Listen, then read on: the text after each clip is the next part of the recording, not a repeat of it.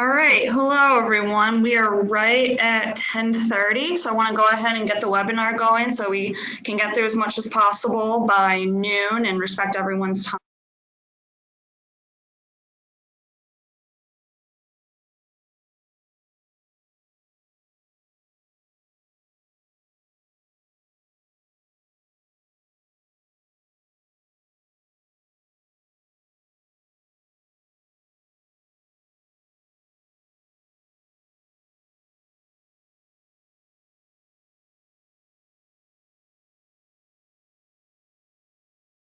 All right, it seems like I had an issue with audio and I apologize for that. I think I might have clicked the wrong button, so I'll start from the beginning. My name is Veronica Watson. I'm the Community Programs Manager for the Individual Development Account Program. I've got Vita Morris-May in the room. She's the analyst for the program. If you haven't worked with her yet, you soon will, I can assure you. And I also have Justin Bruce in the room. He is a monitor for our department. He is not currently involved in the IDA program, but that may change in the future. So I wanted to get him in and see what the program is all about. So today's webinar will focus pretty specifically on the 2019 to 2022 program round. Quite a bit will be relevant to other awards and other program rounds, but if you spot some differences, I did want to point that out, that this is specific to the program round where we just provided awards earlier this month. And for those of you who have the IDA019 awards, this one is specifically for you. Okay, so a quick summary. Most of you should know this by now, but for those who are new and just to make sure that we're all on the same page, I want to give a quick summary on the program. The Individual Development Accounts Program, or what we refer to as the IDA program, helps low-income families achieve a greater level of self-sufficiency and economic stability through the purchase of assets. That is the foundation of this entire program.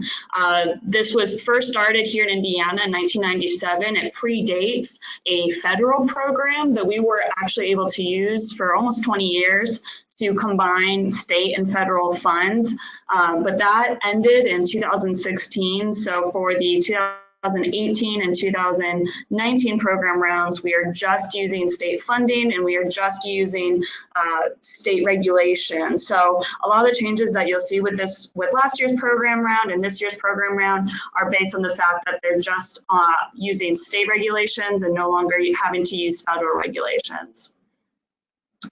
Okay, so assets, again, foundation of the program, we've got 5 different types that individuals that participate in the program can purchase with their individual development account. And that is education or job training, that's building or expanding a business, purchasing a home, and the home has to be here in Indiana, repairing a home here in Indiana, or purchasing a motor vehicle. And the state statute specifically says that the vehicle has to be for the purpose of education, job training, or employment. So we include that in there just to make sure that you guys are aware of the actual rule for the program. And then very high level, how this program works is if an individual meets certain eligibility criteria, and probably the most important one is that their household is at or below 200% of the federal poverty level, and they meet some other eligibility criteria. If they have earned income and they have the ability to save at least their savings goal each month or quarter or however much they need to save during this program, then they can take advantage of the program, which is that they save $1,500 over the 3-year term of the program. So if you have someone starting at the very beginning of your contract term and you take them all the way to the end, they can save, that break down to about $500 a year. They're matched 3 to 1, so they save $500 a year. They for $1,500 total in the 3 years, and they are matched with $4,500 by the end of the program. So that's $6,000 total that they can put towards one of the assets at the top of the page. So that's kind of the basics of the program, with the addition that on top of being able to save and have their savings matched, the participants have to go through some form of financial literacy education and also asset specific education for whatever asset they want to purchase, whether that's business, education, vehicle, or one of the others.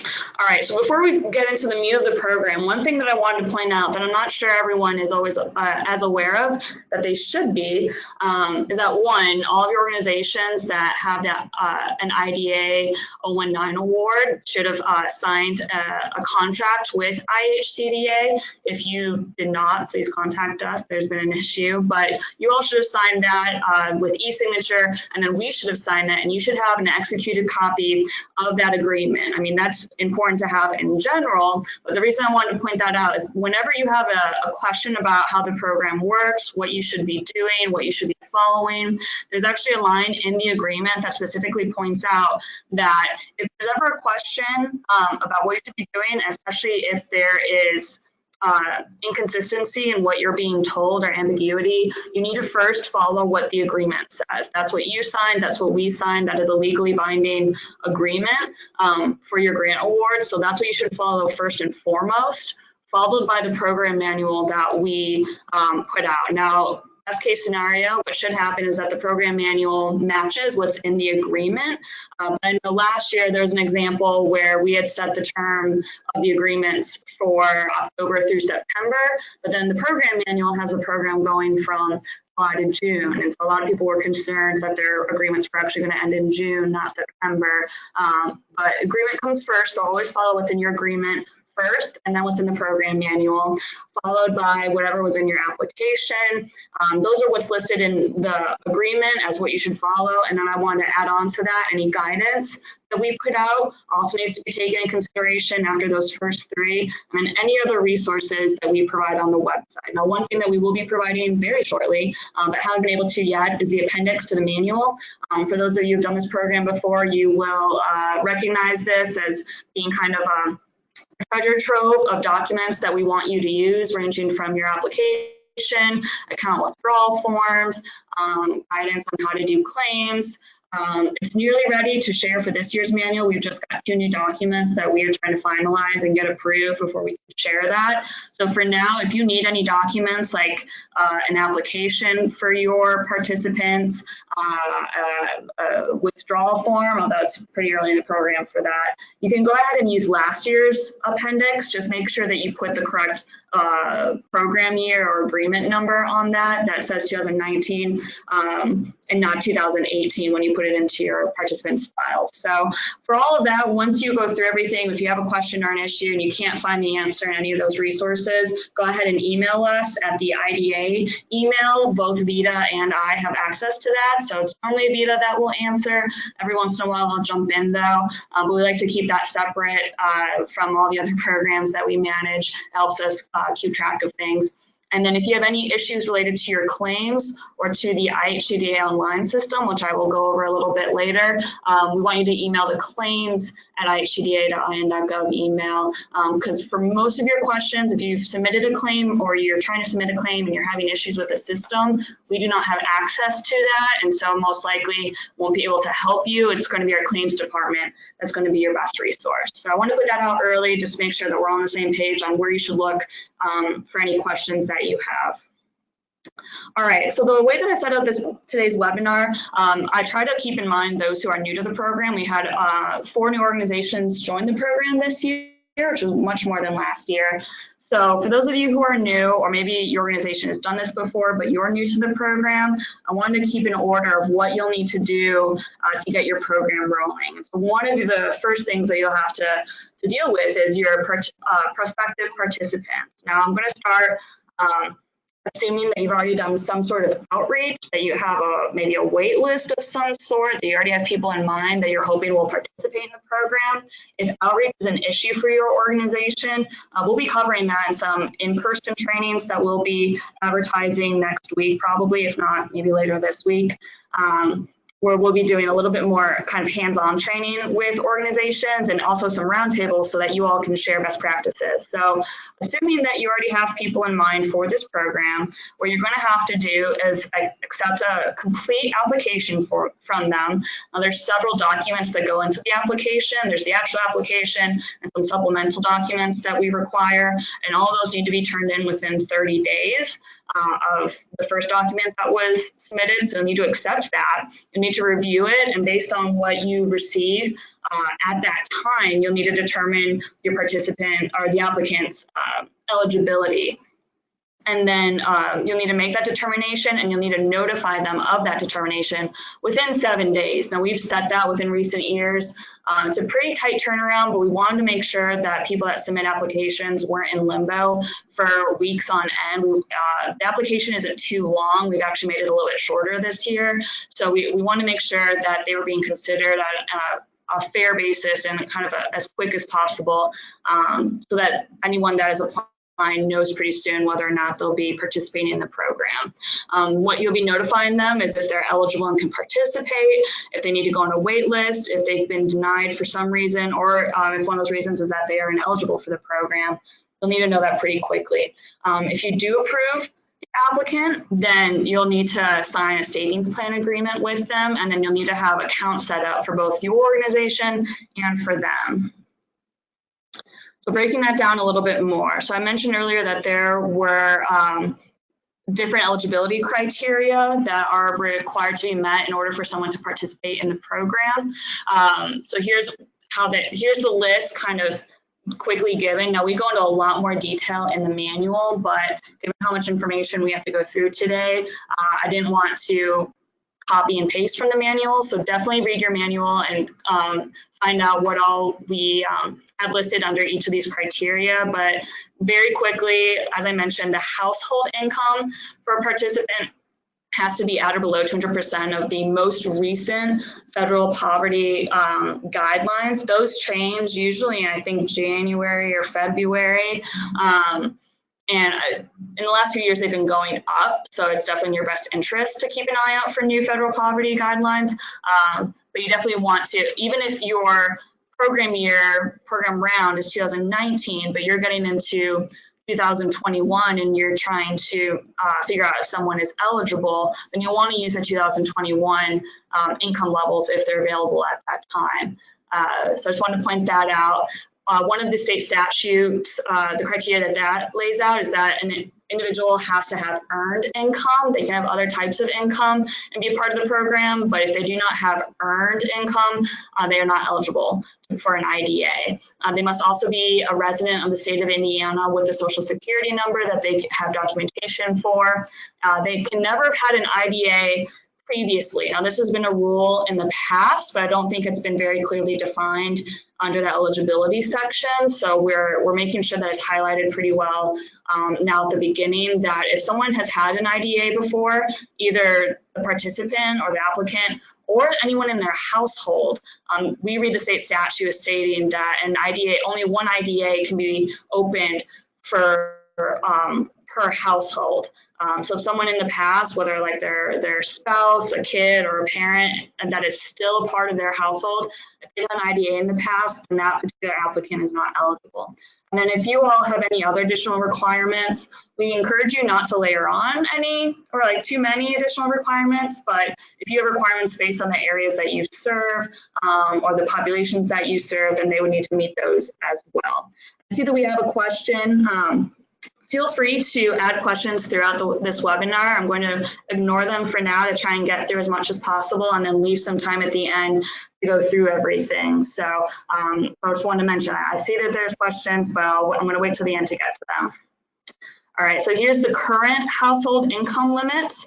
As I mentioned, that will change probably early in the next calendar year. So keep an eye out for an update. We will try to notify you of updates, but it's really your responsibility to make sure you have that information.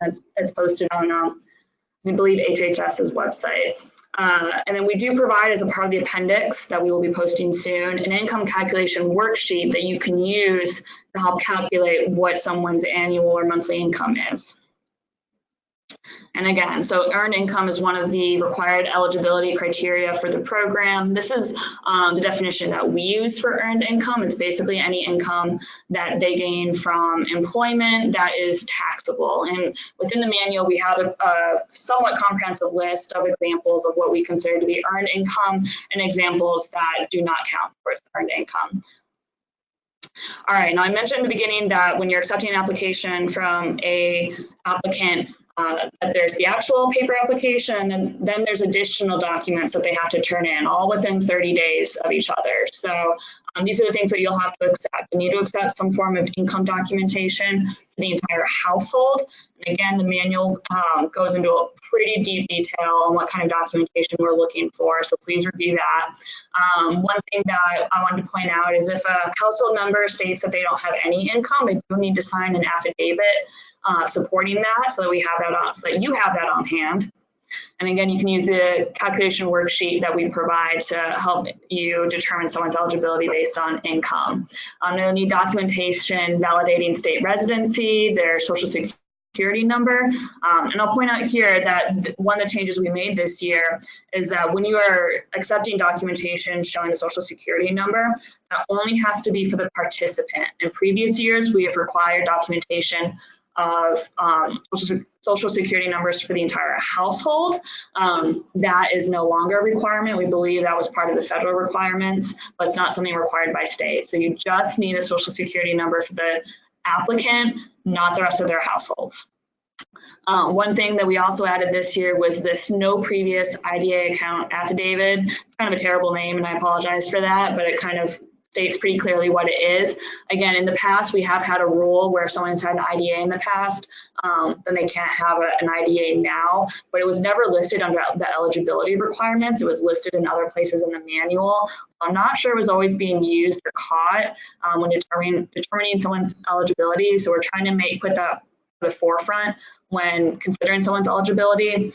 And then you also need to collect their credit score, but not their credit report. So if you've done IDA programs in the past, that was one of the federal requirements, is that we collect a credit report, which can then be used to help determine a household's net worth. We no longer require a net worth test, and so you no longer need a credit report. We're only looking for the credit score, and the reason for that is so that you can measure the impact of the program, the impact that it's had on the participant, and one way to measure that is to see if their credit score has hopefully increased.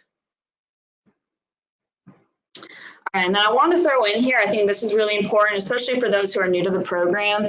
I know it's going to take a lot of time and energy to work with an applicant and make sure that they are eligible, but I want to make sure that we're not losing their readiness for the program, especially considering the fact that if they apply, start the program, open the account, but then drop out because they're just not in the right place in their life at that point, they won't be able to participate in the IDA program in the future.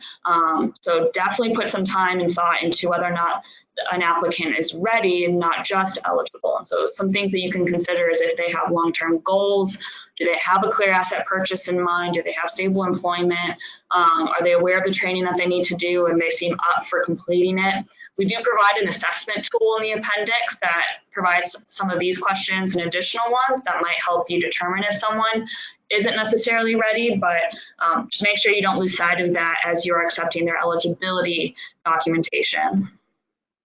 And as I mentioned in the beginning, when you are accepting someone's application, and once it's a complete application, you have 7 days to make a determination and notify them of your determination. And what you should be notifying them is whether or not they're eligible and can start in the program immediately, whether or not they're eligible, but they need to go on a wait list, whether or not they're eligible, but maybe, but you're still denying their application, most likely because they're not ready, or if they are not eligible and cannot participate in the program. And for those last two, you'll definitely need to include some pretty strong documentation or reasons why you're denying their acceptance into the program.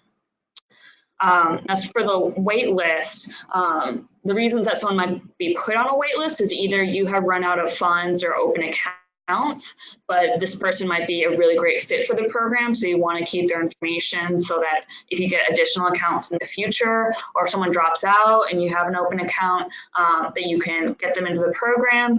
Or maybe they're mostly ready, or they've met most of the eligibility requirements, but they just have 1 or 2 things that they need to improve on that you are confident they'll be able to do. You can go ahead and keep them on your wait list, but no one should be on a wait list for too long.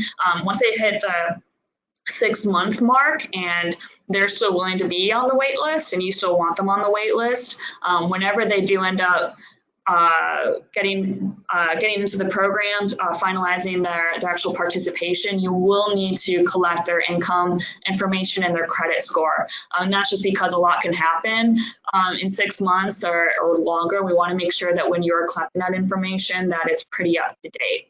And if you do end up denying someone, definitely make sure that you point them or provide them information on the appeal process that is in the manual. They do have a right to appeal. I believe they would first appeal to your organization, and then they can appeal to us if they don't like the decision that's made.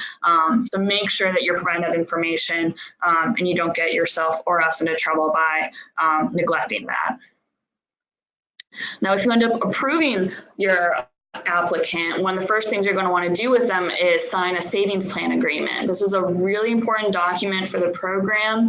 It kind of sets the standard and the tone for their participation in the program. It lists a lot of the rules that they need to follow and keep in mind, and it lists out both their responsibilities, their roles, but also yours, so that they understand what you'll be doing, what they'll be doing, and also you'll understand what they need to do and what you need to do. It's a great way to make sure that everyone's on the same page, can hold each other accountable. This needs to be signed before they can open a savings account. It is a mandatory part of the program, so make sure you have one of these on file for each of your participants, and make sure that your participants receive copies of their particular savings plan agreement. All right, now once you have participants kind of ready to roll, they've been approved, they're ready to set up their IDA accounts, what do you need to do? So the first thing you need to do, if you haven't already, is identify a banking partner to work with in the program. So we refer to those as financial institutions. They can be either banks or credit unions, but they're a really important part of the program. So make sure that when you choose a banking partner to work with, that it's someone that you can work well with, maybe someone or a bank that you've worked with in the past, or someone that you know on staff that understand this program and appreciates this program. But they will be working with you on the program. They'll also be working with your participants and helping them set up their accounts and manage their accounts. And then they'll be keeping an eye on your accounts and making sure that everything is kind of rolling the way it should be. So they play a very important role in the program. So you'll want to make sure that they understand how the program works, the rules and regulations, such as, any accounts that are opened have to be interest bearing, and things like that nature. So we do have a financial institution guide that will be provided in the appendix. It will be an updated version of the one that we've handed out previously. So make sure that when you're talking to a financial institution about holding your IDA accounts, that they receive that so that they kind of have a basic understanding of how the program works and what they're expected to do. The other thing that they will need to do is sign actually an MOA, not an MOU. They will need to sign an MOA with us here at IHCDA, and it will need to be signed for a 3-year term that will be the same 3-year term as the award agreement that you signed with us. So if they work with multiple administrators, some banks do, they'll work with maybe 2 or 3 different nonprofits that run IDA accounts. They will only need to sign one MOA. They don't need to sign a different one for each administrator. So that can be nice for those that have multiple. So once you have come to an agreement with a local bank or credit union that they are going to be the ones that hold your IDA accounts, you'll want to give them the MOA, or contact us and we can send them the MOA. And then if you haven't already, let us know that you're working with them and that they will be mailing us a signed copy of the MOA. They need to sign it first, and then we will sign it here at IHCDA. We will then scan it and then email a copy to both you and to the banking institution. So you have copies, but we will keep originals here on hand at our office. But that's why they need to sign the MOA first. So if you have any questions about that process, make sure to email the IDA email account so that we can get that rolling. We're working on getting the 2019 MOA boilerplates updated. So if you need those now, email us and we can try and get that fast-tracked and get those to you pretty quickly. All right, so once you've got a banking partner on board and you're ready to start setting up accounts, you want to make sure that you're following the correct structure. Now, this is one of the foundations of this program. is that the IDAs are set up as parallel custodial accounts. One account will be a savings account. That will be where the participant puts their money on a weekly, monthly, quarterly basis. And then the second account will be for their match funds. Now these accounts need to be kept separate. The match funds are going to be state funds, that's government funding. We don't want it mixed with the funding that they are putting in. Now both accounts are going to be owned by both the participant and by your organization. As a custodial account, the participant will not have direct access to either their savings or their matching funds other than by doing deposits. Any other transactions other than deposits will need to be coordinated with you by the account withdrawal form. And that's another form that will be provided in the appendix. So basically, they can put money in. They're not going to be allowed access to any online banking features or phone or telephone features. They'll just be able to do direct deposits or in-branch kind of work, basically again deposits. But any time that they need to take money out, either for their asset purchase or even if they just want to leave the program, that's going to have to be coordinated with your organization, and you're going to have to both sign the account withdrawal form. Now, so that's for the participant. Another thing to keep in mind, and this is something that we've been clarifying in the last couple months, and we will continue to try to make as clear as possible, is that each administrator, each nonprofit that is running this program, you also need to have two accounts set up. One, to receive the administrative claims. You were all awarded, as part of your overall award, you're awarded a small sum to put towards administrative claims. So you'll need an account for that, and then you'll need an account to hold the match claims for your participants before they go to your participant accounts. Again, these two funding types should never mix. Your administrative account can be one that you've already set up at the bank and or one that you're already using to receive other types of IHCDA funds. I know a lot of our administrators work in other IHCDA programs, and so if you're collecting funds from those into a particular account, you can use that same account. We don't have an issue for that with your admin funds.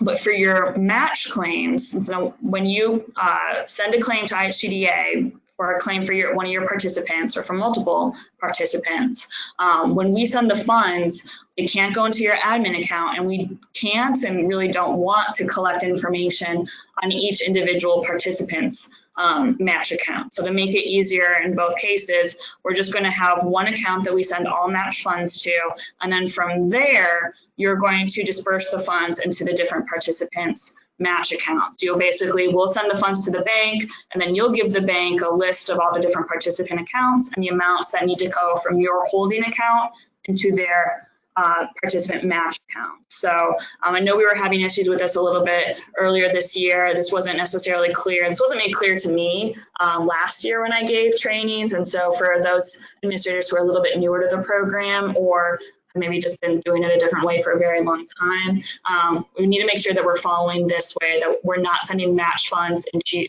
any account where you're holding admin funds. And we need to not be collecting the account information for individual participants. We just want the account information for your holding account. And we will need ACH forms for both of these accounts. That will also be provided in the appendix that will be released soon. So again, this is something that's been a little bit trickier. There was guidance given about this earlier this year that is on the IDA website. That's a resource that you can rely on to help clarify this. If you read that and you read this and you still have questions, feel free to reach out to us. And we can help get that straightened out. All right, so once you've got your account set up, hopefully everything is going well, and your participant needs to start making deposits. So how is that all going to work? All right, now in order to open any account for an IDA, they will need to deposit at least $25 when they open the account. After that, they are encouraged to make regularly scheduled deposits into the personal savings account. Like I mentioned earlier, that can be done either direct deposit from an employer, a regular electronic deposit from another account that they have at the bank or another bank, or in-person deposits that they make at the bank branch. They will not have access to ATM bank cards. They will not have access to online banking. They will not have access to telephone banking features. This is a pretty restrictive program when it comes to that. We need to make sure that they're not putting money in, getting match money for it, and then taking money out when they're not supposed to. So that is in the financial institution guide. Make sure that when you're setting up your relationship with a local bank or credit union, that you make that clear to them when they're setting up the accounts. All right, now for the deposit and match. And like I said earlier, if you take the full 3 years of your contract term and you break that down evenly, it would be about $500 a year is being saved by your participant. They will receive for that $1,500 in that year, and they will raise total $2,000 in that year. And then when you break that down, you add that together over all 3 years, they'll be saving $1,500. State match should actually be $4,500. That is a mistake, and that's a typo that I'll fix before I send out these slides. Their state match they will receive is $4,500. So the total they raise is $6,000. That's a typo. I will fix that later. One thing I want to point out that, again, previous years was not made clear, and so we're underlining it now. Due to state legislation, if your participant saves $800 in 1 year, we can match that with $2,400 with that 3-to-1 match rate. If they save more than $800 in one program year, now I count that as from July to June, that's fine. They can save more than $800, but we cannot match anything above that $800. So if they save, let's say by like February, they've saved $1,000 since that last July, July to February, they saved $1,000. We will provide the $2,400 in match, and then the additional $600 that should have gone in will be put in July. So I know it's going to be a little bit hard to keep track of. We'll work with you on that to make sure that you guys are receiving or your participants are receiving the match funds that they are eligible for, but making sure that's happening at the correct time. But I just want to make sure that that was put on your radar. I know that was not a rule that was instated in previous years, but that's something that we have to follow since it's in the state statute. All right, now another thing that we know people haven't necessarily been following, but we're going to try and follow up on a little bit more this year, is that you have to be making your match claims on at least a quarterly basis. And we do provide a calendar here that we're going to be trying to ensure that organizations are sticking to. And one thing I wanted to point out that I know people have not been doing is that the claims that you make, you need to make on a quarterly basis, and you need to make it based on what the participant has deposited, what they've saved. I know a lot of organizations have waited until their participant has saved the full amount and then have made the claim for the full amount they're eligible for. And that is no longer allowed, partially because of the rule that I just explained, but also whenever they're depositing something, they need to see that their deposits are getting matched. And that will help us ensure that we're not providing more match than is allowed. I've noticed as I've been doing some audits on claims that has happened in a couple of cases where we've provided more in match than we're supposed to because claims are just not being done the way that they should. So we're going to be following up on this a lot more this year. Our claims department is getting ready to follow up on this a lot more. We'll have some tools that we'll be sharing pretty soon that'll help kind of keep this clear. So for making a claim, all of the claims that you'll be making is on our system that's called IHCDAONLINE. If you are a new organization and that has never registered on IHCDAONLINE, you will need to register. We have a resource for that in the appendix. Or if you're a new person at an organization that's already registered, you as an individual will need to register and get connected to your organization on IHCDAONLINE. So if you have any issues with that, again, you'll have to email claims@IHCDA.in.gov. One thing I want to point out, currently IHCDAONLINE is IHCDAONLINE.com. I will actually be changing later in August. I don't know what the link is yet, so that's why I'm not providing it. We also are not allowed to have everyone using the new link yet. So if you're currently on IHCDAONLINE.com, continue to go ahead and use that. If you are not, but you need to make claims soon, go ahead and follow IHCDAONLINE.com. I want to put it on your radar that that link will be changing. We will provide more information about how to access IHCDAONLINE after August 26th. It should look the same. It should function the same. It will just not be .com anymore. So not a big change. It's not, you know, too earth-shattering, but it's just big enough to be annoying, I think, for all of us to keep track of. So now probably the claim that you make the most often is going to be your match claims. And when you make a match claim, you're going to put in how much in state funding that you're requesting total. And to help us keep track and make sure that that's the correct amount, you need to upload a supporting documentation for each claim. And the easiest thing to do, and what we're going to be encouraging everyone to use, is just to upload an Excel spreadsheet that shows all the participants that you're claiming for, the amount that they've deposited since the last claim they were on, and then based on that deposit, how much in match they are eligible for and that you are requesting.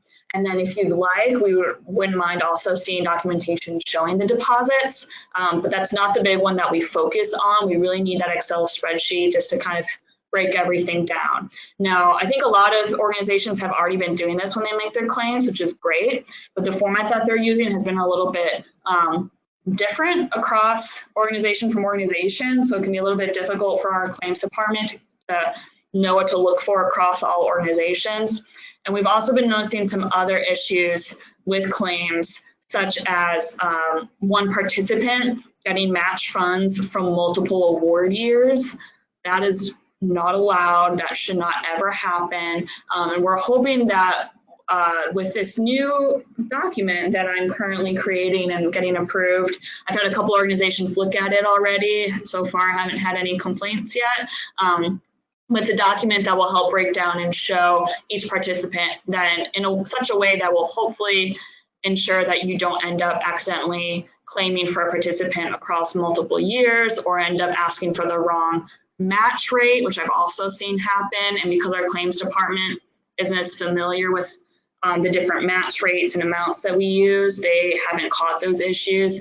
So we have a new document coming out pretty soon that should help keep track of all of that for you guys to make sure that you're not claiming the wrong amount, and then also for our claims department to help ensure they're not approving the wrong amounts. And like I said, hopefully I'll be able to share a lot more information about that in the coming weeks. All right, now in addition to match claims, we'll be making administrative claims. That is based on your administrative budget that is outlined in your grantee agreement. So again, if you don't have an executed copy of that, make sure you do, that you get your hands on that from us. Basically, you were all awarded $500 per account that you were awarded, and you are now eligible to use that entire admin budget, even if you don't use all of your match funds. That wasn't the case a couple of years ago. Admin that you could claim was based on how many accounts you ended up opening and closing and all that jazz, but that's a lot. And we also recognize that you can put a lot of work up front to this program, and you know, maybe you're not able to fill all of your accounts, but it's not necessarily your fault. We want to make sure that you guys are able to support the time that you are putting into this program as much as possible. So make sure that you're keeping an eye on your admin budget from your award, and then when you're making claims against it, we have a couple of different examples of supporting documentation that you can provide for those. And similar to the match claims, make sure you're doing these in a timely manner and that you are submitting any admin expenses within 45 days of the admin task happening. Please don't make a claim and then provide us with invoices or general ledgers or payroll from like last year. That's not going to go well, and our claims department will not be happy with you. Now, a resource for all of this that I highly recommend you taking a look through, if you haven't already, we have a partner's guide to IHCDAONLINE that is provided at the link I have here on the slide. I will be providing these slides after the webinar in addition to a video recording of the webinar. So make sure you keep an eye out for that if you haven't accessed this resource before. And we will also, Vita and I have been working very hard on a resource that focuses on how to make claims specifically for IDA. This partner's guide is for all IHCDA partners that make claims. So not all of the 40 or 60 pages in it are really relevant to IDA. A lot of it is, so it's definitely something you should review, but we're making a resource that focuses specifically on IDA and the issues that you guys might run into when you're making claims. And again, I'm hoping to get those out in the next couple of weeks. I think it's basically done. We just have several levels of approval that we need to get them done through.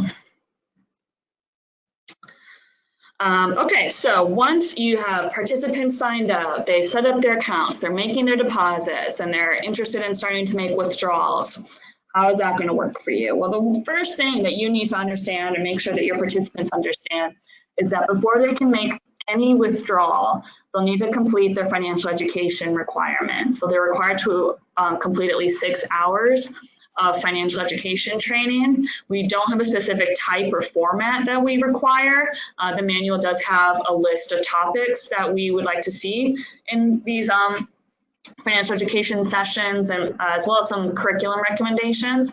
We did a survey recently of what types of trainings administrators use, and I'm hoping to provide that as a list of additional recommendations again soon. We're trying to get some of these other documents out first. So the training that you provide for this financial education, it can be through individual or group meetings. If you have local organizations, maybe even your banking partner that runs financial education or can do something like that for you, and you send your participants there, that's fine. Or if you want to send them to an online course, I know a lot of individuals will use either the Money Smart course through the FDIC, or Dave Ramsey's courses seem to be pretty popular. So that's fine if you want to use those. But again, participants cannot make any withdrawals until this training is completed, and it has to be completed within the first year of the program. That is a program requirement, so keep that in mind as you're working with your participants. The other type of training that they'll have to complete before they make a withdrawal is their asset-specific training. So their financial education training will be more on, what is the credit score mean to me? Why is it important to open a savings or checking account? What's the difference? How are credit cards good or bad? Where loan information should I be looking for? Those are all pretty kind of general, but depending on the asset that they want to purchase, we want to make sure that they're getting the relevant information on that as well. So if they are using their IDA to buy a house, you want to make sure that they're going to maybe first-time home buyer education. For purchasing a vehicle, we provide a document that kind of goes through different topics that you can cover with them. So this could be something that's anywhere from 6 to 8 hours. If it's a little less than that total, that's fine. We're not as concerned with how long this is or how much effort is put into it as the financial education, because it can be so varied depending on the asset that is being purchased and on the participants' prior knowledge. We want to make sure that we're not giving them a bunch of information that they already know. We really should focus on things that they're not as aware of or not comfortable with. And again, in the manual, we provide a list of recommended topics for each purchase type for you to use. So once they've made their deposits, once they've met their education requirements, and they are ready to make a withdrawal, they can do so if they've met these following requirements: that their application they submitted and the documentation they submitted with that is all complete and correct, that they open their account with at least $25, that they've completed all their education, and that they're in compliance with their savings plan agreement. If they met all that, then they can go ahead and make an account withdrawal. And I want to direct you specifically to page 25 in the manual. We have a really cool table in there. I believe either my predecessor or maybe his coworker Steve St. John came up with it. I think it's fantastic. It breaks down for each asset type all of the different types of purchases that would be allowable, but also a list of purchases that are not allowable for each asset. So if you haven't checked that out, please do so. If you have an asset purchase question and it's not listed under that table, every once in a while we'll get kind of random interesting questions about what would be allowable for purchase or how to make the purchase. And so go ahead and email those to us if you have those and they're not answered by the manual. So I want to give a kind of easy example of what the withdrawal would look like, and this is for an individual that had opened their IDA for going to college. So let's say that they've saved $500 and 3-to-1 match. That means they've received $1,500 in match, so they have $2,000 total to be put towards their asset purchases. And again, this is assuming that they've met all the other requirements that we listed on the previous slide. Let's say that they have a tuition bill of $800 that they want to pay for. So when you work with them to pay on that bill, 25% of what gets paid will have to come from what they've saved. 75% can come from the match that's been raised. So that means that they should draw $200 from their personal account, $600 from the match account, and those combined will cover the $800 bill for the tuition. All right, now the withdrawal process, you want to make sure that you're keeping this in mind and make sure that your participants know what the process looks like so that they're not blindsiding you with last-minute requests. So they really should be letting you know, preferably 2 to 4 weeks before they need to make that purchase, that purchase is coming up, that they want to get your approval and talk through steps, because they'll need to make sure that they have some documentation on the asset purchase. We have a checklist that we provide in the appendix, so you'll be able to refer to that. It's also listed in last year's appendix. So if you're curious about any of the documents that I'm referencing, I think at least 90% were in last year's appendix, which is listed on the IDA webpage. So you can go ahead and pull that up. It's a zip file with a bunch of these documents listed if you're curious to see what the checklist looks like. So once they have all this documentation together, then they can come to you. You guys will have an appointment to sit down and you'll talk through the purchase and then make sure that the asset purchase withdrawal form is complete. Now that is what will need to be taken to the bank either by you, the administrator, or by the participant in order to make the withdrawal. And the withdrawal will have to come in the form of a check made to a third-party vendor. We do not allow checks to be made to a participant, with one exception, which I'll explain later. But whenever they're making a purchase of a house, a vehicle, a computer for school, whatever it is, then the check needs to go to the vendor for that particular asset. It cannot go to the participant for them to use for the purchase. And then once the purchase has been made, they'll need to give you copies of the asset purchase for your files. And the one exception that I mentioned is going to be for emergency withdrawals. You may approve an emergency withdrawal. You are not required, but you may approve them at your discretion. Here we provide examples of what we think would be allowable as an emergency withdrawal. I think these actually come from federal legislation, and I think they're good enough. We're probably going to keep them as our examples for what would be allowable under emergency for participants to use their IDA funds. Now, the thing with emergency withdrawals by a participant is that the withdrawal can only come from their savings account. It cannot use match funds. So if they come to you, say that they're facing eviction, they need the funds that they saved for their IDA, that's fine. You can access their saved funds. You cannot use any match funds that you've claimed for them at that point. And then if they do make a withdrawal, they have to repay it to their savings account within 12 months. If they're unable to do so, that would disqualify them from the program. And while they're making those repayments, match funds will not allowed to be made until they've made up what they've withdrawn. And that's partially because if they make an emergency withdrawal and they have match funds sitting in a match account, the rate will be skewed. It will no longer be 3 to 1. So they need to replace what they took out of their savings account to get them back into that 3 to 1 rate that they should be at. And once you take all that into account, the actual process is going to be the same. There is an emergency withdrawal form that they'll need to fill out when they are making the request to you, but the account withdrawal form will also be used and taken to the bank to make the funds available. All right, so we're getting to the point where your participant has done all their savings, they are making their withdrawals, or they're about to make their one or final withdrawal, and you need to start thinking about when an account needs to be closed. This is a very important process. If you have been involved in the IDA program in the last 6 or 9 months, you've probably noticed me and Vita hounding people about this. If you had awards from 2012 and 2013, and if you have an award from 2014, you'll hopefully have heard from us and will be hearing from us, because those awards are closing and those accounts need to close. This is a very important process, so make sure you keep this in mind, even as you're opening accounts, that you have in the back of your head or in your notes somewhere how you're going to end up closing those accounts. So for the kind of preferred account closeout is for graduates. This is someone that has gone through the entire program successfully, they've done it correctly, they've made their purchase, and they're kind of ready to clear everything out. There is a form that you'll need to use. It's the IDA closeout form. Again, not a very creative title, but it gets the job done.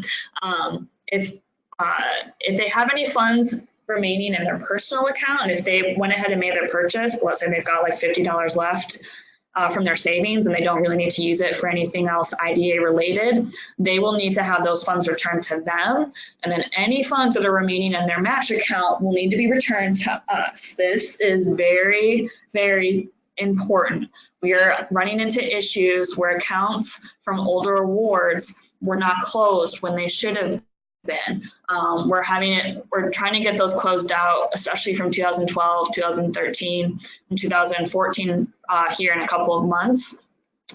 But the big issue is when we're getting phone calls about accounts that were opened in like 2005, 2009. That is way beyond the award year that we've ever given out. That makes it very tricky for us to handle the match funding, either from state or in those cases, those were federal funds as well. It's a very complicated process. We are still actually learning how to accept and return those funds. But the big issue for the participants is that in some of those cases, I mean, one, they had savings that they didn't have access to for 10 plus years, which is not okay. But in a couple of cases, we've had participants contact us asking, hey, I opened this account in 2005. I'd like to buy a house now. How do I do that?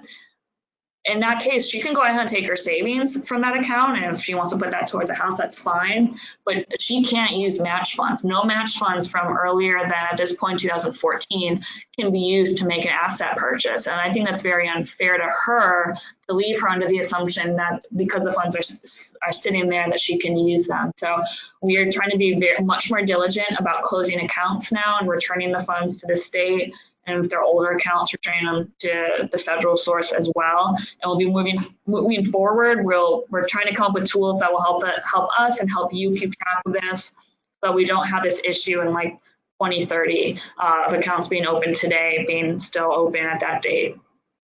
And again, I made the note down here that even if a graduate was successful in the program, they did a great job, you love them, they and anyone in their household in the future will not be eligible for an IDA. So keep that in mind, make sure they are aware of that. Another reason that you might have to close an account is if someone is reassigned. Now, you do have this option where if you have a participant on one of your older grant awards that's maybe coming to an end in the next couple of months or like next year, and that participant can finish the program, but they can't get it done in the time allotted in their original award that they were assigned to.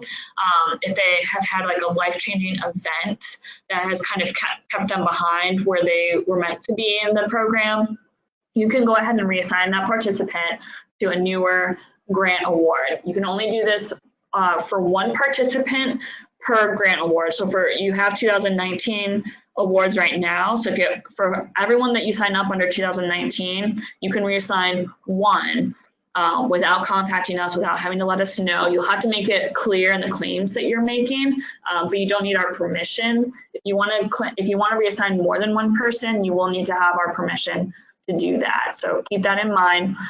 It's a very complicated process. When you reassign someone, you've opened an account for them and you've made match claims under, let's say, the 2016 award, and you want to move them to 2019, you're going to have to return those 2016 funds to us here at IHCDA, and then you'll need to make another claim to get the 2019 funds to match what they've saved so far. So it gets kind of tricky, and then the other thing to keep in mind is that if you move them to a new grant year, if you make claims for a participant under a new award, they have to follow that award's rules. I don't know if that was always made clear when organizations were reassigning participants in the past, and that gets tricky when grant years change match amounts or match rates from year to year. 2016 the match rate was 4-to-1. So if you move someone to 2019 with a match rate of 3-to-1, you'll have to take that into account when you're asking for the match claims.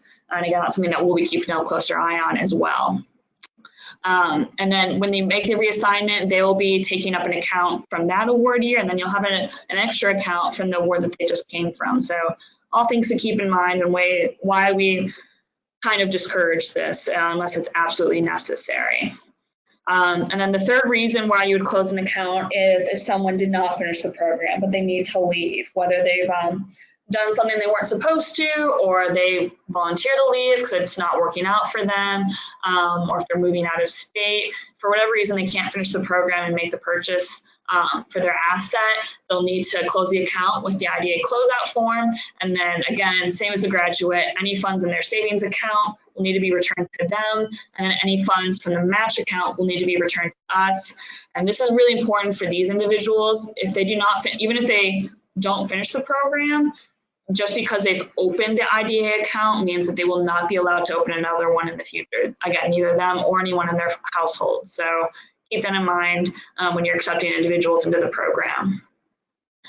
So when you need to send back funds to the state because you've got some unused match funds available, this is something that was not made clear to me until the last couple of months. I will be sending out guidance about this topic because I think we were giving basically the wrong guidance last year and in the last couple of years, even prior to me coming to this position, and it's creating a little bit of an issue. So I'm going to lay it out here, and then for those of you who have been doing it the incorrect way, based on my guidance, I will say that first and foremost, if you're doing it based on our guidance incorrectly, we'll have to figure that out in a way to correct the issue. So what you're supposed to do when you are sending back funds that you want to reuse, this usually happens if you have someone drop out. You know, let's say you've claimed $800 for them, but they're not going to use any of those funds because they're dropping out. They're not going to make asset purchase. You're going to want to use those funds for another account. You're going to want to fill their slot. The same for if you reassign someone and you try to fill in the slot that they've left open. You're going to want to try and reuse the funds that you return for them. If you want to reuse funds that you are returning, they have to be made as a repayment claim, not a return of funds claim, which is what we've been telling everyone, and I apologize for that being incorrect. That is what happens when you play telephone within an office rather than getting clear written guidance. Make sure, again, I will underscore this, when you're going to make a claim to repay funds, so I guess I'll back up, and I think we lay this out a little bit clearer in later slides. In this slide, so I'll go ahead and jump ahead for now. When you need to return funds to us, you're going to make sure that you have a completed IDA account closeout form, and make sure that that gets to the bank, that they know that they need to close those accounts and send back the funds to the relevant parties. Once that happens, once you get that to the bank, you're going to need to go into IHCDAONLINE and submit a claim. Just as if you're trying to get money from us, you need to do the same process to get money back to us. And you will do it, and as I was saying, if you want to reuse the funds, you will do it as a repayment claim. You're going to make that claim. You'll update the match funds in our tracking system, which I'll explain later. And then once you make that claim, once it's completed, you'll receive a claim receipt. You're going to email that claim receipt and the closeout form to IDA@IHCDAONLINE.in.gov. Because what's going to happen is once the bank gets the closeout form, they're going to cut a check to us. A lot of times we don't get information with that check. We will just get a random check. And unless you have alerted us to let us know, hey, you'll be getting a check from this bank, it is for these participants, for this particular claim, for that repayment, we want that money put back into our budget to reuse, the check will end up sitting on our desk because we don't know what to do with that. That is a big issue that Vita has to deal with every once in a while. It does not make her happy. And it's very unfortunate because it's for funds. If you want to reuse those funds, but the check is sitting on our desk, you're not going to be able to. So make sure that you follow this process when you need to return funds to us, especially for repayments, so that you have access to those funds to use for new participants. So that is what to do when you need to do a repayment. Now, if you are returning funds from a graduate, let's say that they only had like $30 left in their match account. You're not going to want to reuse those funds. It's for, it will mess with your account. Basically, it will mess with your accounting. So the two reasons that you would do a return of funds is if someone graduated and they have an odd amount of funding left in their match account, or if you're getting to the end of your award year. Like for those of you who are on, for anyone that has a 2014 Fast Track Award, those are ending next week. You should have received a couple of emails from VITA talking about let's get your accounts closed.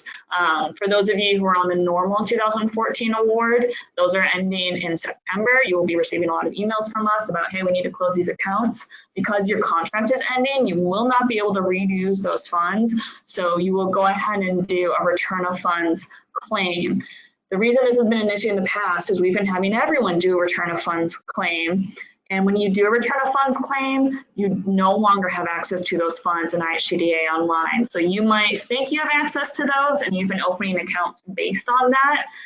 But then when you go to make a claim, there's going to be an issue. So again, I'll be sending out guidance about this. If you are hearing this and you're very nervous because you've been doing return of funds claims and you know you need to use those funds pretty soon, go ahead and email us and we will start to straighten that out. But again, I'll be sending out guidance that gives us a little bit more clearly the difference between a repayment claim, which is funds you want to reuse, and a return of funds claim, which is funds you no longer can use. All right, so I know I backtrack a little bit, but moving forward, when you close out an account, first you want to make sure that any funds that the participant saved gets back to them, which will be outlined on the IDA account closeout form. That gets completed, that will get turned into the bank or credit union. They will use that to release the funds to the participant from their savings account. And again, you'll want to keep track of those funds that were returned in your files and in our online tracking system, and then have a copy of that document in their file. So that again, you know, moving forward, the account was closed. We would probably be emailing you at some point. Hey, did you close all your 2014 awards? Did you close out all your 15 awards? Did you close out all your 2019 awards? Whenever your contracts are ending, and those account withdrawal forms or account closeout forms will be very handy for you to know, to double check. If you have new staff at that point, they will be able to clearly see that yes, all of those relevant accounts were closed. And again, at the same time, when the funds are returned to the participant, they'll be returned to IHCDA in the form of a check. So please let us know that that is happening so that when we get the check, we know what return of funds or repayment claim to match it to. All right, so we're moving pretty fast. There are a couple of extra things I want to make sure that is on everyone's radar. The first one being outcome tracker, which I just mentioned. For those of you who have done IDA before, you should be somewhat familiar with it. I don't think anyone is an expert quite yet. But if you're new, get ready. This is a fun little system that we have. It's accessed via VistaShare.com. That's the company that has made this system. It's a cloud-based client management software that we use to basically keep track of all your files electronically. Now you might have paper files. You should have paper files for all of your current applicants. And then you might have scanned documents that you keep on your computers, on your shared drive. That's all great. But we also wanted to have this system put in place so that we can access client information when needed. This has been really helpful for federal reports. We've relied on this to fill out federal reports. That won't be a requirement for the 2019 program year, but we'll still want to collect information like from the applicant's application, from their training, from any post-award stuff that happens. So we're still going to be using this even though we don't need to do the federal reports that this helped with. And what's also going to be really nice is eventually we will be doing monitoring of this system.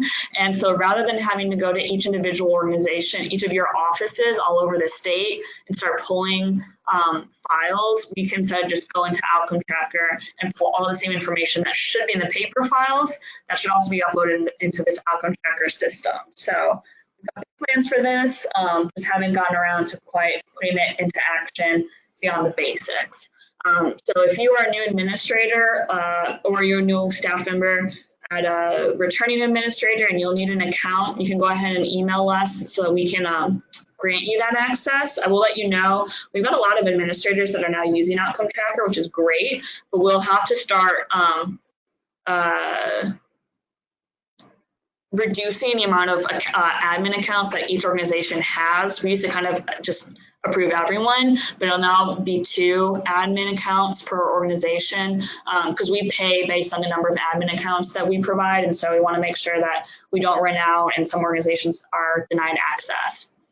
So this is a system we do require that you use this system. That is in the manual. I believe it's also in your contract. So make sure that you get familiar with this. There is a training on the IDA webpage. As I've got this at the bottom of the slide, nice. There's a section on the IDA webpage that's called training/reference materials, and there's a link to a recorded session with actually a VistaShare staff member. He helped us go through and kind of how you navigate the system. I will admit freely, I do not think it's the most user-friendly system. If anyone else has other opinions about that, I'm happy to hear that. And if you have guidance you want to give me on the system, happy to receive that. But I know I've had issues with it. I know a lot of our previous administrators have issues with it. So I'll be the first to admit that. So I think that training was really helpful in kind of giving the basics on how do you enter an applicant or a participant's information into the system. And then I'm hoping to provide a little bit more guidance on how to use the system beyond that and how to more easily navigate it, but again, haven't quite gotten to there. So make sure that any kind of paper documentation that you have in the participants' files, that you are uploading those to Outcome Tracker based on the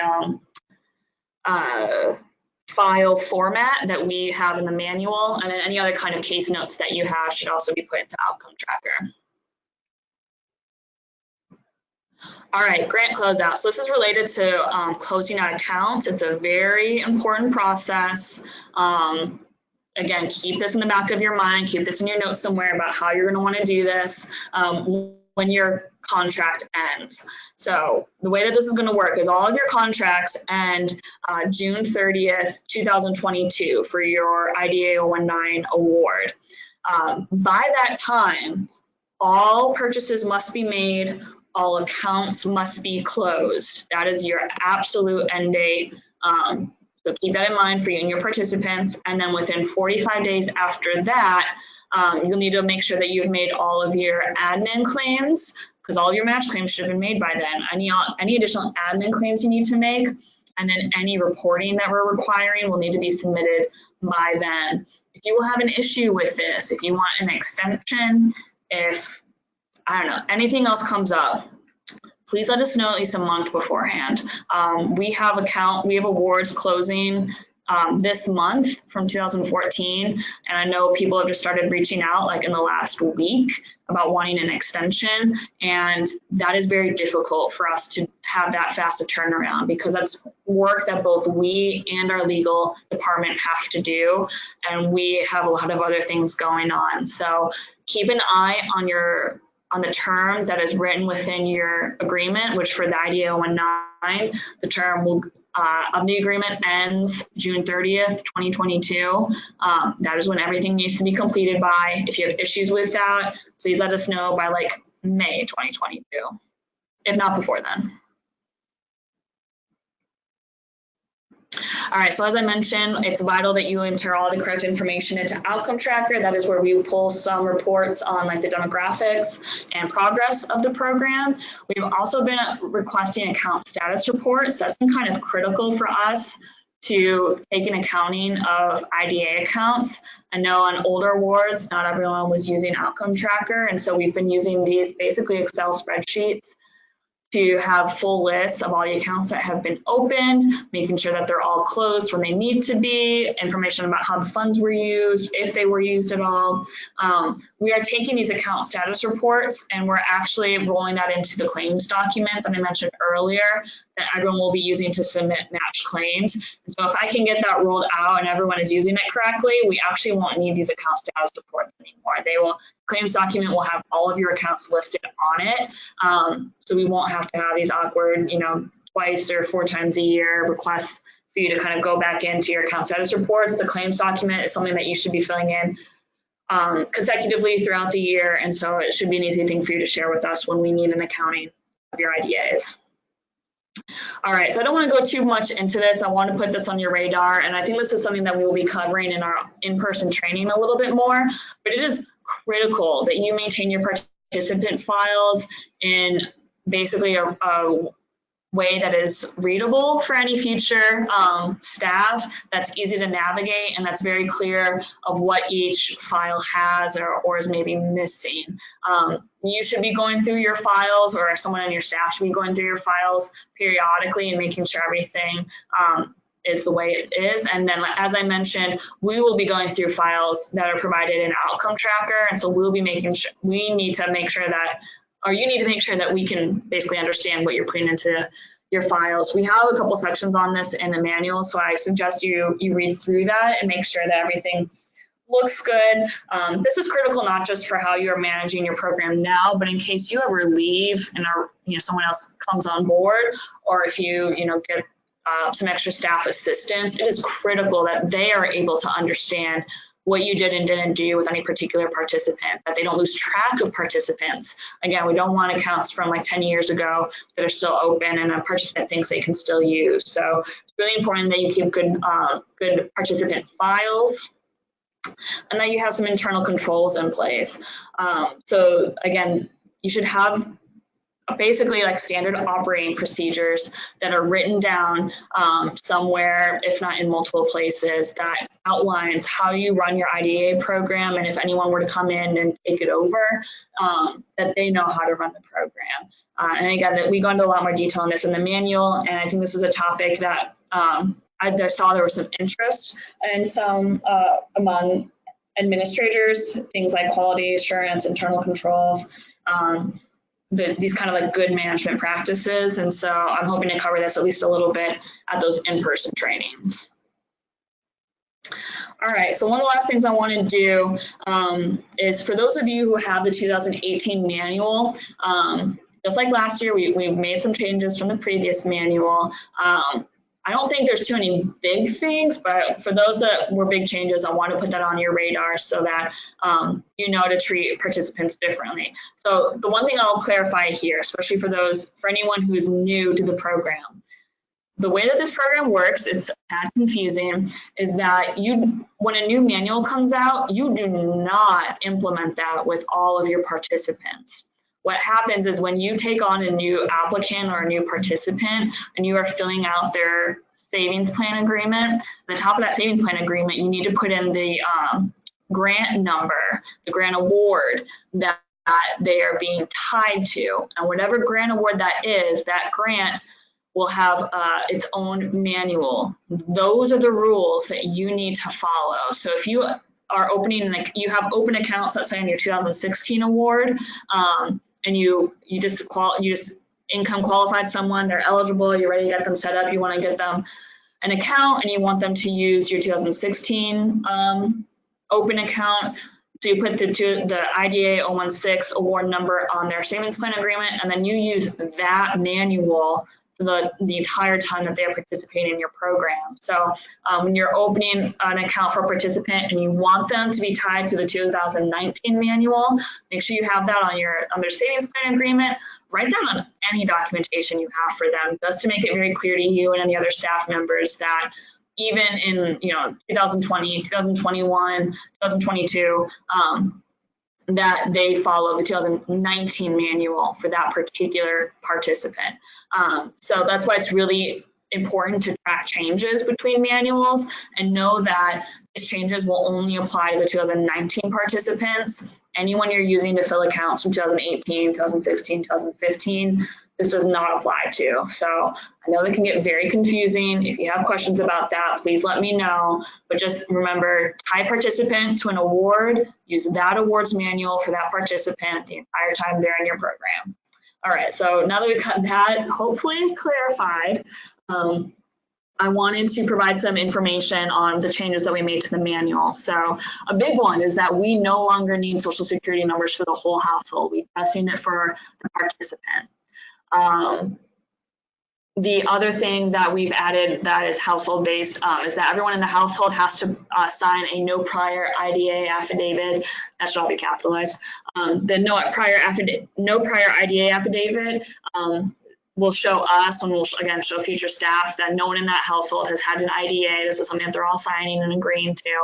We just want to make, but basically that's the documentation that you will use to show that they've met that eligibility requirement. We've clarified that any application documents have to be collected within 30 days. So if you get past that 30-day mark, you'll need to collect whatever document that was provided earlier than that. We also no longer require a credit report. And that is largely due to the fact that we no longer require a net worth test. That was a federal requirement. In like a perfect scenario, we would have taken that out last year, but it takes some time for us to kind of parse through what was a federal requirement and what's a state requirement, and what are the things that we can easily drop, and what are maybe the things that we need to either add or clarify based on state stuff. So this was one that made the cut this year. So for anyone that you're income qualifying on the 2019 award, you do not need to worry about their net worth. Some other big changes, again, you have to make your eligibility decision and notification within 7 days. We've shortened the wait list. I believe it was 12 months, but I've now shortened it to 6 months. And then I've also clarified, this was something that came up at last year's training, which I thought was an interesting perspective. And so this goes to show, I think, that if you guys have suggestions, or if you're doing something a certain way that maybe doesn't match what the manual says, let us know, and we can maybe take that into account when we're changing manuals. But we've had instances where a participant wasn't accepted into the program, but they did complete the financial education requirement. I think that can happen maybe like when you have someone on a wait list. If you want to go ahead and put them through the financial education process, then we allow that. I think prior to that, a lot of the language was under the assumption that you would have someone sign onto the program, they would sign the savings plan agreement, and then they would do the financial education, but we're no longer requiring that. So if you have someone that did it before entering your program within a certain time period, you can go ahead and accept that. So now we have the requirement that any accounts for the IDA need to be open within 4 weeks of a participant signing their savings plan agreement. In previous awards in manuals, we had really strong language about requiring regular savings deposits, and like if so many were missed, then a participant would need to be disqualified from the program. We are softening that language basically because while we appreciate that this program should be about having regular savings, and I definitely encourage you to encourage that among your participants. We don't want to kick someone out of the program because they've missed a couple of monthly savings deposits. We don't want to basically direct people's lives to that degree. So we're leaving it up a lot more to you basically. If you want to keep those kind of restrictions, you have some leeway to do so, but we are no longer requiring that as much as we have in the past. We added the language about needing a match holding account for each administrator. That wasn't made clear in previous manuals. And we're also clarifying that all match claims and purchases must be made by the end of your award agreement. All right, so for this magical appendix that I keep mentioning that hasn't been made available to you yet, which I do apologize for, when you do see it, or if you were to go into the 2018 appendix that's currently listed on the website, you notice it is a zip file. Within the file are 2 additional files, one labeled required, one labeled resources. So the documents that we have under the required folder are things that we really need you need to use that form. And very likely you will need to use that form at some point in the program. If not, it's guaranteed you will need to use that form. Like the no prior IDA affidavit, you might need to use that for some participants, maybe not all of them, maybe not any of them. So, but if you do need it, you should use that form. The documents we have under the resources are things that we have come up with based on recommendations or requests from administrators in the past, or resources that we think are helpful based on like issues that we're seeing popping up, such as checking an award balance on IHCDAONLINE, the financial institution guide. One thing I want to point out for those of you who have multiple awards, the program year reference guide is something that my colleague Steve St. John came up with as kind of a quick and easy way to compare, okay, this person is opening an account from 2016's award. How is that different from 2014 or 2019? So if you have trouble kind of keeping track of the differences between the different program rounds, I think that's a really good tool for you to rely on. All right, so I have been talking for so long and I apologize. I see we have quite a few questions, so I'm going to go ahead and try and get through as many of those as possible. I will go ahead and stick around past the 12 p.m. mark. So if you have extra time and you want to stick through it and hear all the questions, that's fine. If you can't do that, that's fine too. Please note that I will make a recording. I am making a recording of this presentation and I'll make it available on the webpage hopefully next week.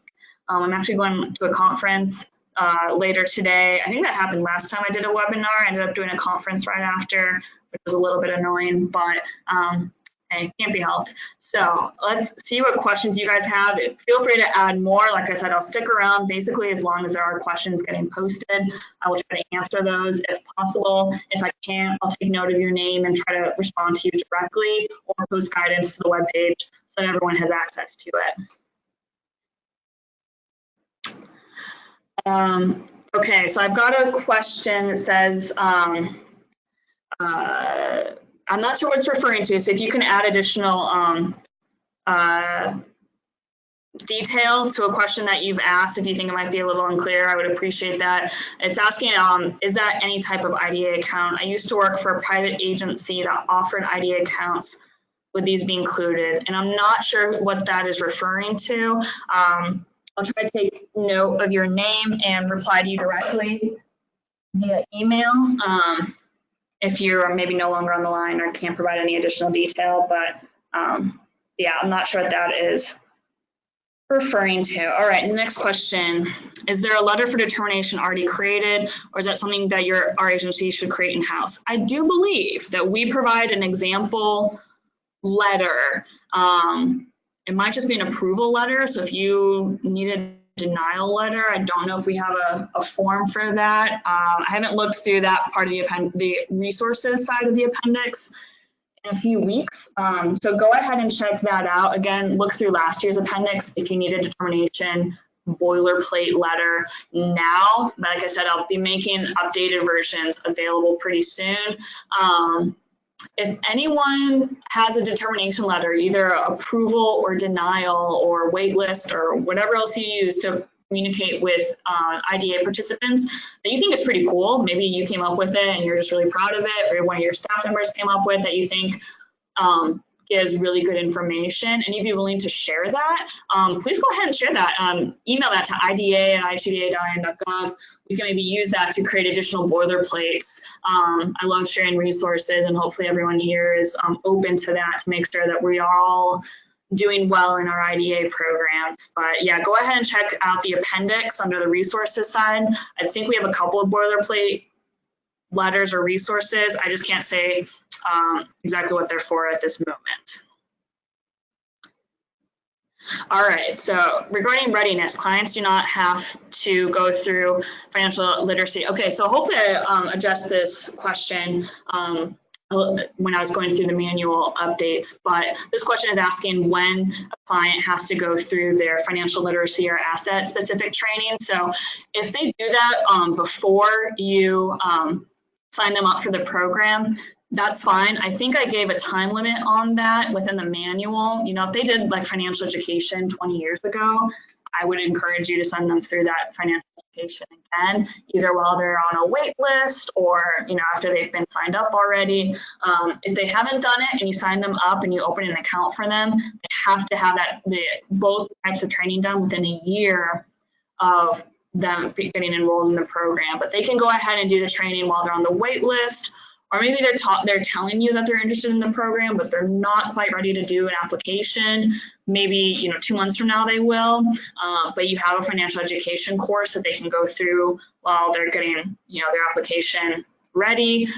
You can go ahead and share that. And we're definitely open to having someone do that. I think that's also a great thing for you to show that they are ready for the program. You know, when they submit their application, they can show that they did that class very recently. I think that's a great way to show that they are taking the program seriously and that they're ready to take on the rest of the requirements.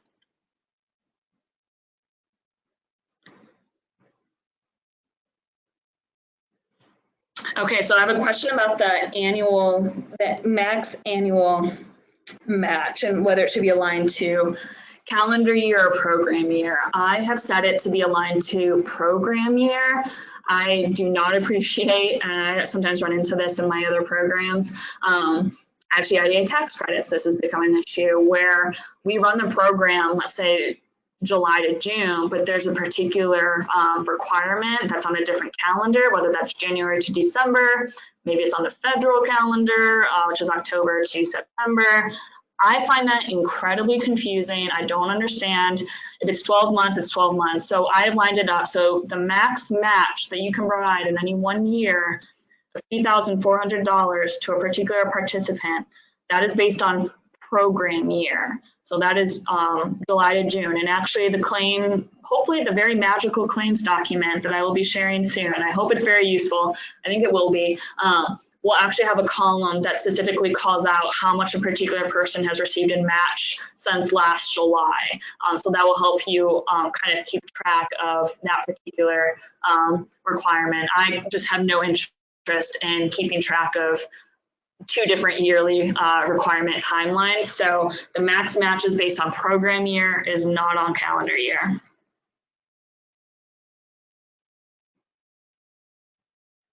All right, so I've got a question about fast track. Oh, I think that person just left, but I'll go ahead and answer it. So, so a client saves $800 from July 2019 to September 2019. We can match the with the $2,400 in October. Correct. I like it so far. Client then saves $700 in October. So basically they've saved up what they can to get matched in the first couple of months of being in the program, which started in July. So it's easy to match up. So they're this particular administrator is asking, when they save the rest of their funds, which is $700, when can they get the rest of their match? And this is basically the same question as above. That's going to be July of the next year, not January, not that calendar year. I apologize if that is a switch out for you if you've been going by calendar year, but I really want everything to align to the program year. Your contract's aligned to program year, our requirements go by program year, and so that's why this particular rule we read as program year, not calendar year. And I believe the state statute where this comes from, it does not reference calendar year. It does for rule and IDA tax credits, which is so annoying because they also talk about the program being applied to June in that program. So because they don't say calendar year, they just say year for this particular max match rate. I read it and I've implemented it as July to June. And again, if you have any questions or concerns about this, feel free to reach out. Okay, so apparently I confused someone about multiple year claims. Are clients required to make a match purchase each year, or do funds roll over year to year? If so, how do you ensure you aren't matching previously saved funds? Also, are people able to use match funds for more than once? Okay, several questions on this. Let me take it one step at a time. Are clients required to make a match purchase each year, or do funds roll over year to year? No, they do not need to make a match purchase year to year. Whatever they have saved and whatever you collect and match for them, that will continue to roll over until the end of your contract term. Hopefully by then they will have made their asset purchase. What you should be doing though, what I'm afraid maybe this person is thinking, do not wait to make your claim based on when the client needs to make their purchase.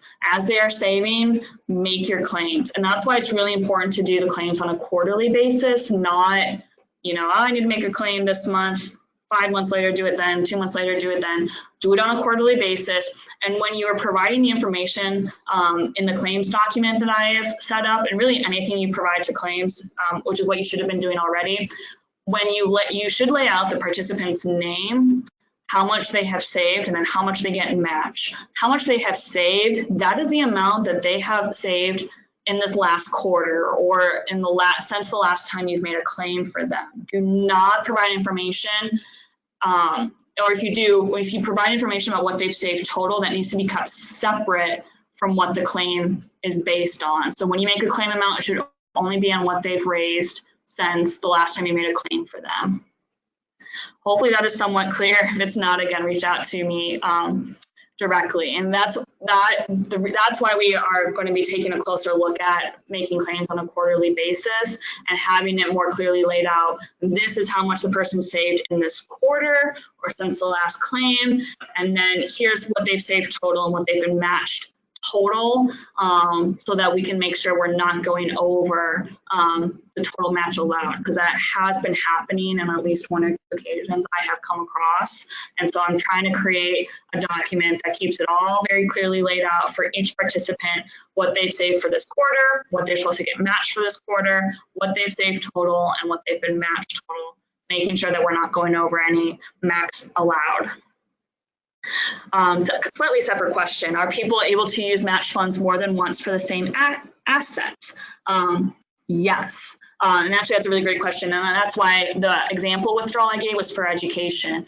A lot of the assets that people purchase might need multiple assets, such as if they're using their IDA for going back to school, they might want to use it more than once to cover different semesters tuition, or maybe this withdrawal will be for tuition, this one will be for books. That is totally fine. If they use it all at once, such as maybe for a home purchase, that's fine. Again, refer to the manual for what is allowed as different asset purchase types. And yeah, if they have enough funds, they can use it for more than one purchase. Slightly separate, I will add on to that. If they use their fund for something, they have funds left over. Let's say they purchased a car. They have funds left over after purchasing the car. And they don't need anything else car related. You can actually use those remaining funds for a different type of asset as long as they've completed that asset's training. So if they've done that and they want to maybe put the extra funds towards school, that's fine. They'll just need to do a separate training for school related asset purchases. And then the last question this particular person is asking, all great questions, I really appreciate it. Regarding cars, how do you confirm that they will be used for work or education? We do not have any particular document or requirement for that. I would maybe just get like a signed statement from this particular person, and then any other type of determination that you feel most comfortable with. When possible, we try not to create additional requirements for documentation or specific types of things you have to look for, because each person is going to be so different. How you work with them is going to be so different from other administrators. So I'll leave it up to you, but I would recommend having maybe some sort of signed statement stating, or maybe make it as a part of their savings plan agreement, add a note to that they sign on, stating that that's what the car would be used for. Okay, so this is a really good question, and this is an issue we've been running into. What if a vendor won't take checks? One program I worked with before we ran into situations, especially with computers and cars, where vendors wouldn't take checks, even cashier checks. It's so much easier to take checks. So please, please, please do that as your first attempt. If they cannot use, if they can't accept checks and it's still a type of vendor that's allowed in the manual, read the manual. There might be certain types of things that you're thinking of using that aren't allowed by the manual. So make sure that you're still following the manual. But one solution that we've come up with is, and so far it's been for courses, online courses for education or job training. And I would recommend sticking with that and not using this particular route for a lot of other types of things, where your agency pays for, let's say, the online training, and then the IDA check gets written to you. You are the third party. Again, have tons of documentation for that, showing, one, you might want to have a signed statement for both you and the participant stating that that's how you're going to do it and you're both okay with that. Then have, the sign-up form for the online class, the fact that it was paid and who paid it, and here's the account number that was paid for. Show your bank statement that shows that you paid for it at that same time. And then you can accept a check from the IDA participant. That's something that so far we have found acceptable. Please don't make that a regular business practice. It's just so much easier when you can give out checks. And look for alternative. That you might want to consider just looking at alternative vendors. I know one issue we run into often is that people want to buy stuff on Amazon. That's kind of a hard thing to write a check to. You can get books and other materials at a lot of other stores that do accept checks. So that's one option. If you need to talk more about that for a particular situation, reach out to us. But that's a solution that we've come across that is acceptable, but not preferable to us. And I don't think your organization would want to do that a whole heck of a lot either. Also, if you end up doing that a lot, it just might look weird when we monitor you if we see that you are accepting checks from IDA accounts. That just doesn't, it's not great. So, but moving on. How would you use a closeout form with someone that good question. So if someone has used all of their funds in a approved withdrawal, at that same time, I would recommend, if you know they're going to use all of their funds at that point, I would go ahead and use the closeout form at the same time. Just put in zeros and all of the amounts that are getting returned to the individual and to the state. I just think it's really good to have documentation. The withdrawal form is really to show, like, this is what this particular withdrawal is for. I think it's good to have very clear documentation showing that this account is now closed and it was closed on this date. So if you know that an account withdrawal that's going to happen is going to be what uses all the funds, they're not going to use this account anymore, would probably get closed automatically anyway. Go ahead and just fill out the account closeout form for your records, for our records, so that when we see that, we know we can see that for all accounts that you say are closed, they all have a closeout form. But that's just my recommendation. All right, long question, let's see what it is. I worked for a program that ran the Opportunity Passport program that worked with older foster youth. I will say up front, as my commentary, I'm not familiar with that program, so we might need to talk about this a little bit later. You said people couldn't have had an IDA program in the past. I'm just wondering if that is through IHCDA or any IDA program. That is a very good question.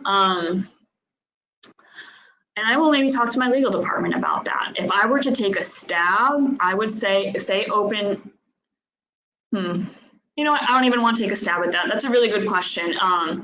I would say if they've opened an IDA account in Indiana, it's probably less likely that we would want to approve an additional one in Indiana. But if they, or especially if someone in their household opened one in a completely different state, I could maybe see an argument being made that they could be able to open an IDA here in Indiana. I would also take a wild guess and say that our legal department will probably say that the state statute just says if they've had an IDA account, they cannot have a new one. So I would prepare yourself for if they've ever had an IDA account, they cannot have one through our program here at IHCDAONLINE or IHCDA. But that's a really good question, Rob. So I will follow up with you on that one as well. I'll also maybe post guidance about that because that's a really good question. And then last question for anyone who's still sticking around, thank you. Is there a waiting period a person must be in the program before matching? If someone contributes $500 on day one, can they be matched right away?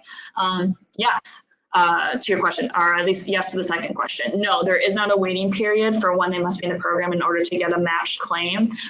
Just know that they can't withdraw any funds that they have saved or been matched until they've gone through those requirements of the education requirement, making sure that they've done their savings plan agreement, or anything else that's listed under that. But in terms of match, if they deposited that and you're doing all your match claims at that point, go ahead and ask for that matching amount. Again, that's why it's important to match as someone is saving, to help keep track of when things are getting matched and when they're just kind of sitting there. So that's a really good question. So I don't see any other questions.